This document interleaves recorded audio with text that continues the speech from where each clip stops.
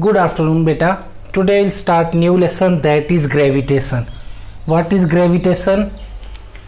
In the 8th standard you have studied a lesson that is force and pressure. उसमें आपको बताया गया था एक टाइप का फोर्स होता है that is gravitational force or force of gravity, in which we have seen that earth is attracted to all objects towards it by a force that is known as gravitational force. In this lesson we will see that gravitational force is not a property of earth alone. क्या होता है बेटा कि हर object एक दूसरे को attract करता है. सपोज ये आपका अर्थ है, सपोज यहाँ पे एक ऑब्जेक्ट है और यहाँ पे एक आपका ऑब्जेक्ट है बेटा. सो हमको पता है कि अगर हम यहाँ से सपोज ये बॉल है, दोनों ये बॉल अगर हम रिलीज करेंगे तो ये अर्थ पे आके गिरेगा और ये भी अर्थ के ऊपर आके गिरेगा. वाई बेटा? Because we know that earth is attracted both ball by a force that is known as gravitational force. But it's not mean that कि both balls are not attracting the earth. ये भी at the same time attract करेंगे earth को भी और एक दूसरे को भी अट्रैक्ट करेंगे बेटा. क्या कहने का मेरा मतलब कि in this universe or in this planet every object attracts to every other object. सब कोई सब चीज को अट्रैक्ट करता है बेटा by a force that is known as gravitational force. Okay, so question is, if earth is attracting to ball A and ball A is attracting to earth, तो ऐसा क्यों हो रहा है कि बॉल अर्थ की तरफ आ रहा है और अर्थ बॉल की तरफ नहीं जा रहा है? बिकॉज ऑफ मास बेटा. यू नो दैट इससे 1000 टाइम से भी ज्यादा, कई मतलब मिलियंस ऑफ टाइम ज्यादा मास है अर्थ का कंपेयर टू बॉल. सो इसका मास ज्यादा है तो इसका फोर्स भी ज्यादा होगा according to Newton second law. इसका फोर्स ज्यादा होगा. ओके, फोर्स अगर इसका ज्यादा होगा बेटा तो ये डेफिनेटली जिसका फोर्स ज्यादा होता है ऑब्जेक्ट उसी की तरफ अट्रैक्ट होता है. तो ये रीजन है. Here ball A is attracting to ball B as well as ball B is attracting to ball A. But दोनों एक दूसरे के पास नहीं जा रहे. हम भी आपस में खड़े रहते हैं तो एक दूसरे के क्लोज अट्रैक्ट नहीं होते. Why? There is a third force is also acting there that is applied by the earth.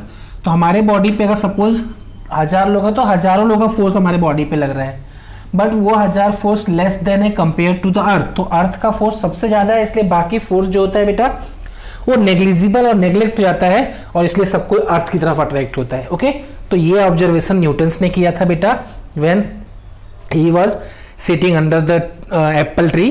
तो वहां पे क्या हुआ, एप्पल फॉल हुआ तो उन्होंने उनके माइंड में बेटा ये थिंकिंग आया कि Apple is just falling on the ground, so moon जो अराउंड अर्थ के मूव कर रहा है तो वो क्यों नहीं गिर रहा है. सपोज इट इज ये आपका अर्थ है और ये मून आपको पता है कि उसके ऑर्बिट में मूव करता है उसके अराउंड. तो अगर एप्पल आकर के गिर सकता है प्लांट से इसके ऊपर तो मून क्यों नहीं गिर रहा है? क्या दोनों जगह सिमिलर फोर्स लगा है? That question arise in a mind of Newton's. So for understanding that कि why apple is falling on the ground but moon is not falling on the earth, you have to do one activity which is given in your textbook 10.1 and figure is also given. So you have to take a rope. एक रोप ले लो बेटा, उसमें एक stone tie करो. उसके बाद suppose आप उसके सर्कल में उसको मूव कराओ तो क्या होगा, जब तक आपने हैंड्स में उसको पकड़ के रखा है रोप को तब तक वो आपके साइड में मूव करेगा. जैसे ही आप उसको रिलीज करोगे तो वो किसी एक डायरेक्शन में जाकर के गिर जाएगा. क्यों बेटा? Because you are applying a force by using your hand. तो जब आप उसको रिलीज करते हो it's mean that now you are not applying a force. In the similar manner बेटा, in the similar manner suppose this is your earth and moon is revolving the in a fix orbit in a circular motion. So what happened when the object is moving in a circular motion and each and every point it will change its direction. जब हम straight में move करते हैं, suppose it is a rectangle, you know that यहाँ तक direction क्या है, फिर यहाँ से क्या है, यहाँ से क्या है. But in a circle every point पे डायरेक्शन चेंज हो रहा है, हमेशा चेंज होता है बेटा हर एक पॉइंट पे. यहाँ पे कुछ और डायरेक्शन है, थोड़ा सा आगे जाओगे कुछ और आ जाएगा, यहाँ कुछ और होगा बेटा, यहाँ पे कुछ और होगा. सो डायरेक्शन कंटिन्यूअसली चेंज होता है and change in direction means change in velocity and if the change in velocity means change in acceleration. So due to change in direction, there will be a change in velocity, and due to the change in velocity, there will be a acceleration, because change in velocity is known as acceleration. So due to the acceleration, ये इसके side में move कर रहा है, but ये सिर्फ एक reason नहीं है. ड्यू टू द एक्सीलरेशन वो उस ऑर्बिट में मूव कर रहा है, बट अर्थ के सेंटर से इसके ऊपर बेटा एक फोर्स काम कर रहा है. जब मून आपका यहाँ आएगा तो भी वो फोर्स है, तो भी एक फोर्स है. That force is known as centripetal force बेटा. सो दैट एक्टिविटी में जो दिया गया है कि you have to tie a thread, you have to take a stone and tie in the thread, so when you will revolve around you in a circular motion. so आपने एक force लगाया hand से, तो अब जब hand से जो force है सेम तरफ सब तरफ से इक्वल डिस्टेंस ही कवर करेगा object, it's mean that your hand is in centre. So in the similar manner centre से अर्थ के भी फोर्स लगता है, जिसकी वजह से वो ऑर्बिट में घूमता है. दैट ऑब्जर्वेशन हुआ था न्यूटन को. That's why moon is not falling on the earth but apple is falling. And in the similar manner in solar system we know that there are 8 or 9 planets are given. So all planets are moving in a circular motion in fixed orbit, and due to the centripetal force applied by the sun they will not fall on the sun. तो क्या सन पे आके गिरते नहीं है और उसी orbit में बेटा वो कंटिन्यूसली मूव करते रहते हैं. Okay, so that is the reason. ये हमारा बेसिक चीजें आपको ये बताया गया इस लेसन में. अंडरस्टूड बेटा? सो अब नेक्स्ट क्वेश्चन ये है बेटा,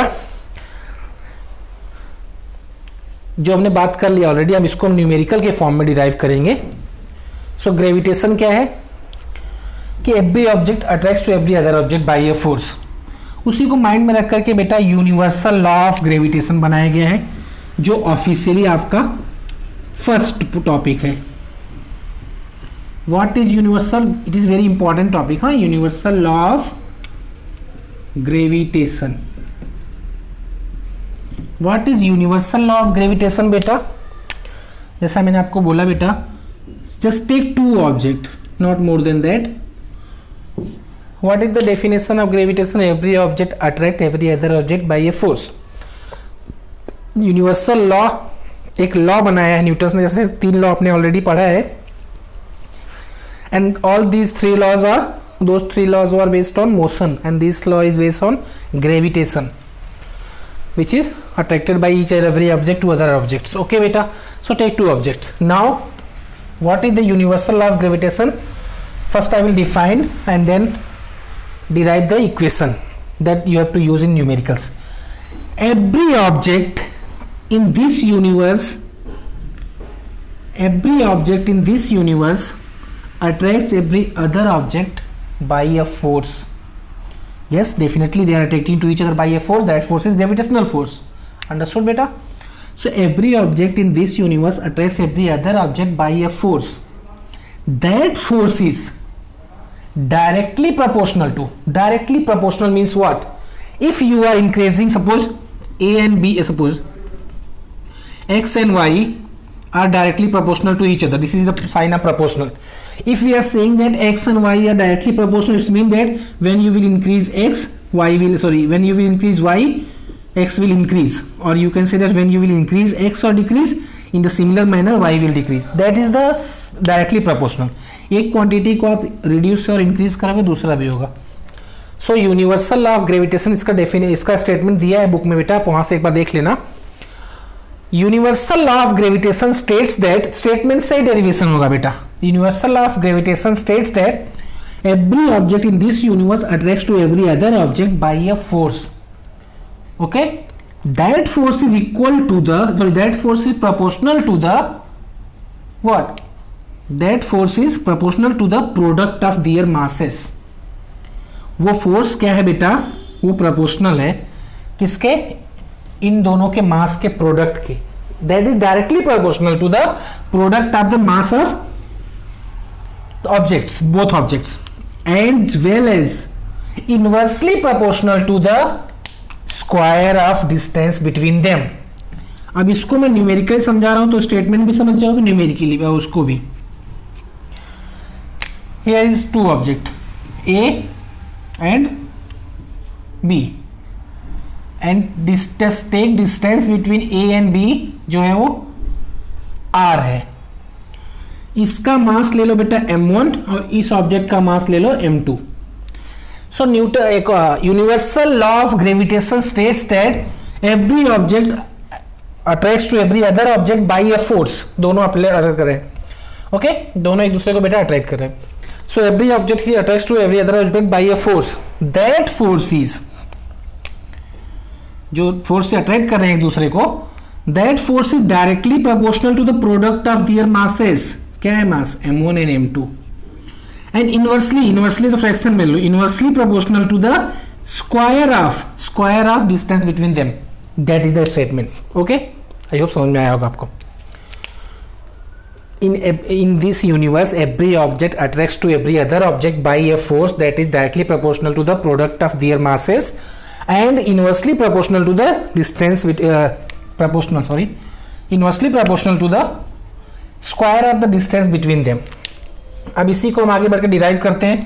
now combine the both equations, so f is equal to proportional, f is proportional to m1 m2, ये डिवीजन में इसको यहाँ पे ले लो तो हम इसको एक ही इक्वेशन में बना सकते हैं बेटा। And here is a proportional, so proportional हटाने के लिए हमें क्या करना पड़ेगा, जैसा कि हमने देखा था f is equal to in previous lesson, f is proportional to ma था आपका, सो ये हटाने के लिए हमने क्या किया था, f is equal to k ma use किया था, वहाँ पे k क्या था, प्रोपोर्शनलिटी कांस्टेंट था बेटा। So in the similar manner we have to remove that proportionality sign and then we will take a constant, that constant is capital G and m1 m2 whole divide by r square। ये फॉर्मूले को ध्यान से याद रखना, सब समझा रहा हूँ मैं। f हो गया फोर्स, ऑब्जेक्ट का 1 का मास है, ऑब्जेक्ट 2 का, और दोनों के डिस्टेंस के बीच का स्क्वायर है, दैट इज द, ये क्या है बेटा, that is proportionality constant, proportionality constant है बेटा, ये कांस्टेंट हमने यूज किया है, जो भी प्रोपोर्शनल हटाने के लिए यूज करते हैं, that is the proportionality constant. तो क्या है यहाँ पे proportionality constant, capital G, understood.